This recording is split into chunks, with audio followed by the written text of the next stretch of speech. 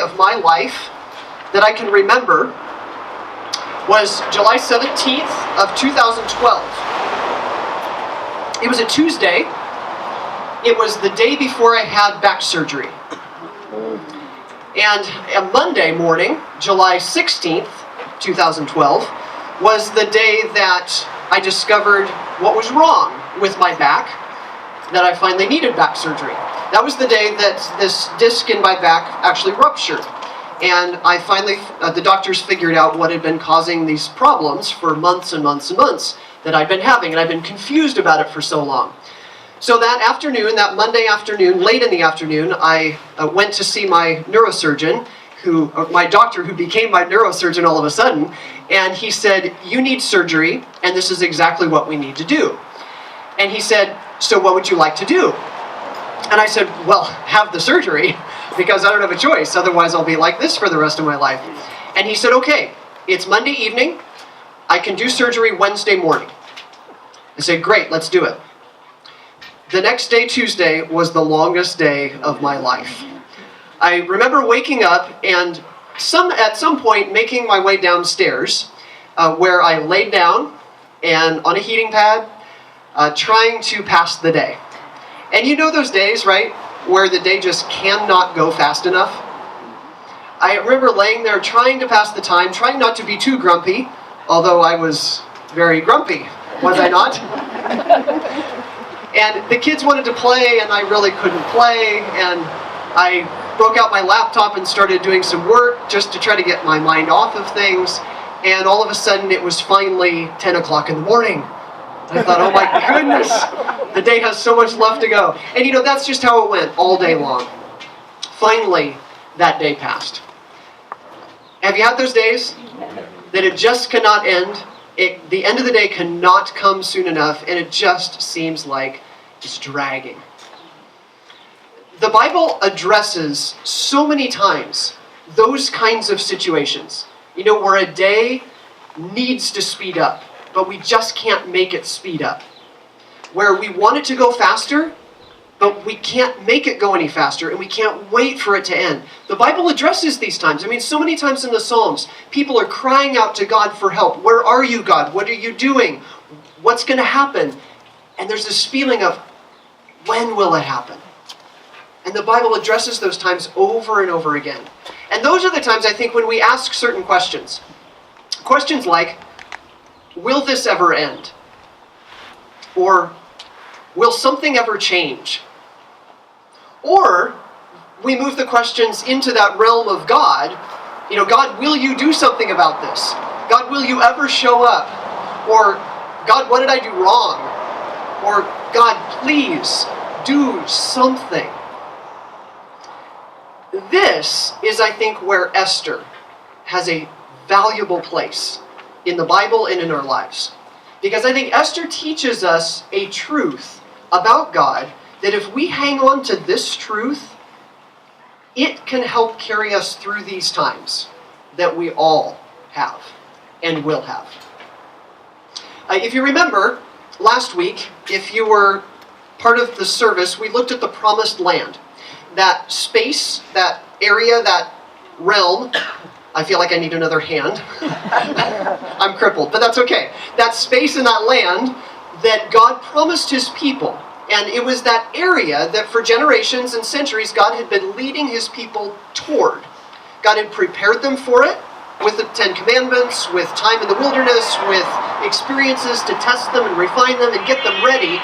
And finally, at some point, God led them into this land.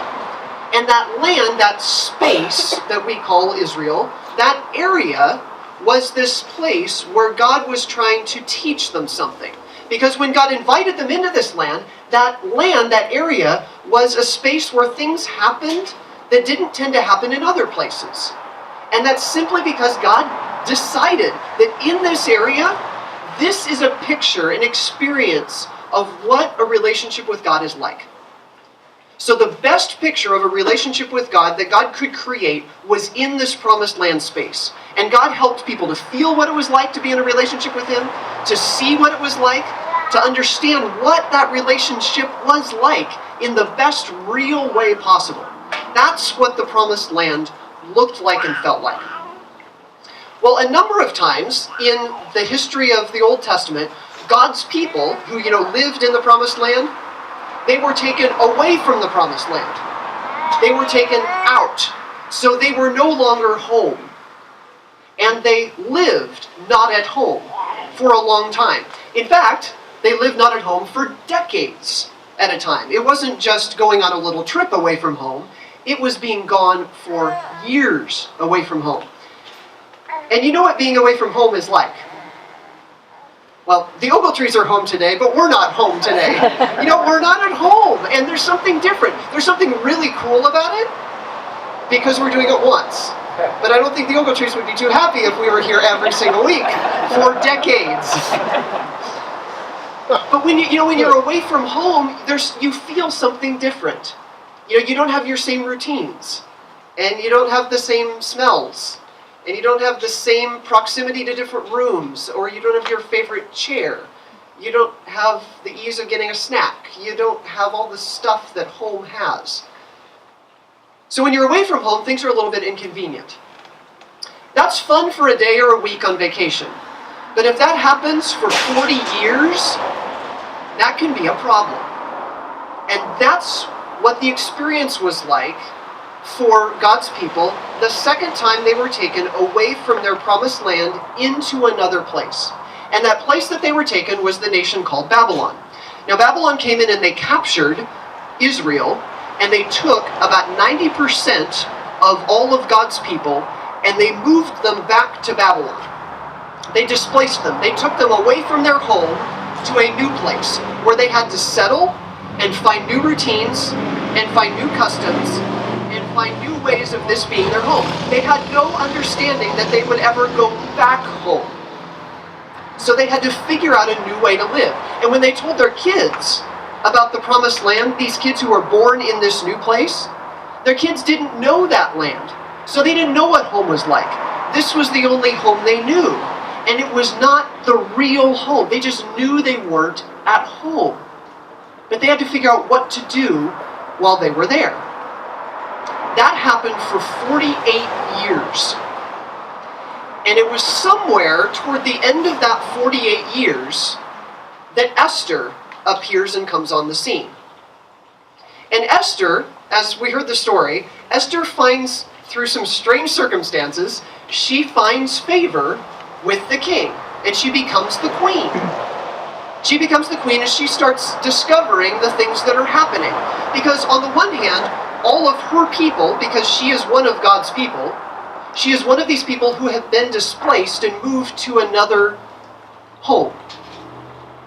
She understood what it meant to be away from home. So she's already away from home, and then she realizes more and more as the story unfolds, as she is the queen. She learns that God's people are now threatened, that this whole people isn't just displaced from home, but they're threatened, and there's somebody in this king's court who wants to actually kill all these people.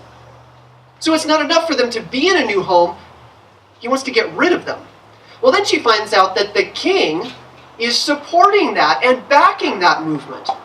And she's wondering, well, what is going on? What is happening? I mean, those must have been some of the longest days of her life. And we can understand the questions that she might be asking. Questions like, will this ever change?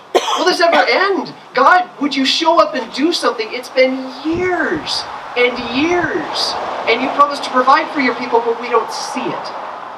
So what's happening? And it was in pretty much a moment when things finally started to change. In your bulletin is a short section from the turning point in the book of Esther. It's a few verses from chapter 6. It says, that night the king had trouble sleeping, so he ordered an attendant to bring the book of the history of his reign so it could be read to him. In those records, he discovered an account of how Mordecai, her uncle, had exposed the plot of Bigthana and Teresh, two of the eunuchs who guarded the door to the king's private quarters. They had plotted to assassinate King Xerxes. What reward or recognition did we ever give Mordecai for this? The king asked. random? Does that seem strange? Is that a section from Esther that we normally read?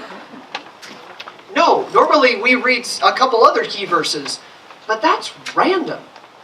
I mean, out of nowhere, this king has a problem sleeping, so he asks for the chronicle or the history of his kingdom to be brought and read to him, and he discovers that Mordecai, his queen's uncle, had never been rewarded for saving the previous king's life, and he says, well, let's reward the guy. And that one episode begins a change. All of a sudden, the king discovers who Mordecai is and how he has helped the kingdom.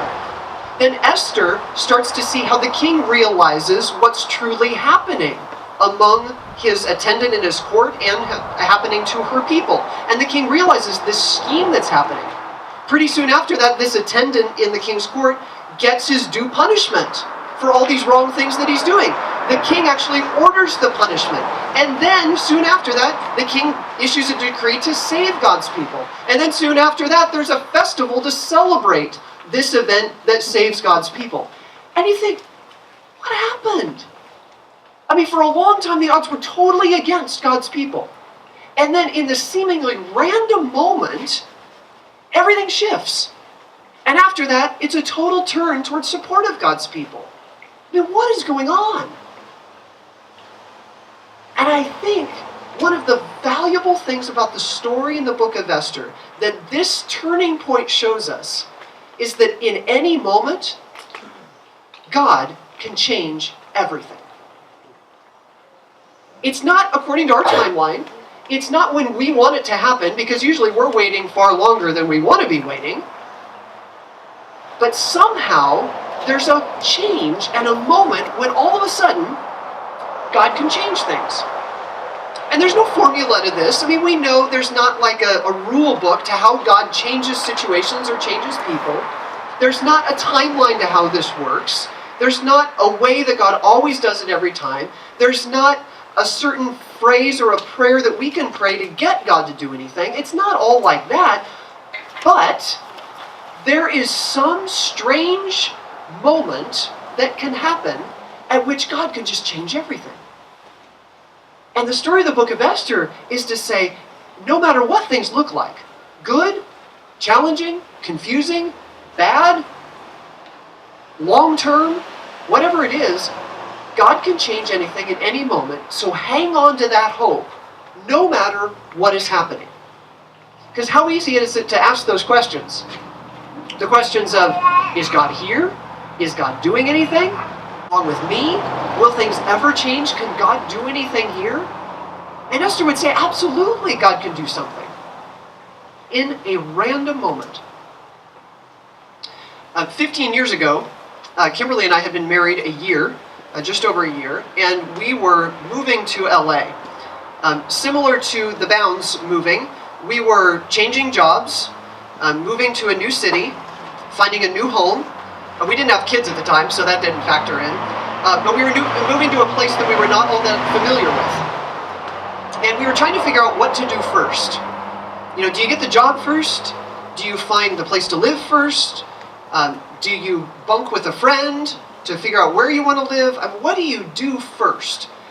And we decided, let's find the job first. So I was going to school full-time at grad school, and Kimberly was going to find a job to support that. And so we looked for the job. And once the job seemed likely, but it wasn't promised, we thought, well, it's time to start looking for a place to live because we only have a few weeks until we need to move. So we started looking for a place to live. And we started in Pasadena, which is where I was going to seminary. We started there, and we got rental listings from some people and from the school and in the area. And we drove down. We took a day and went from listing to listing to listing, visiting the apartments and seeing them. And in every one of them, we thought, I cannot live here.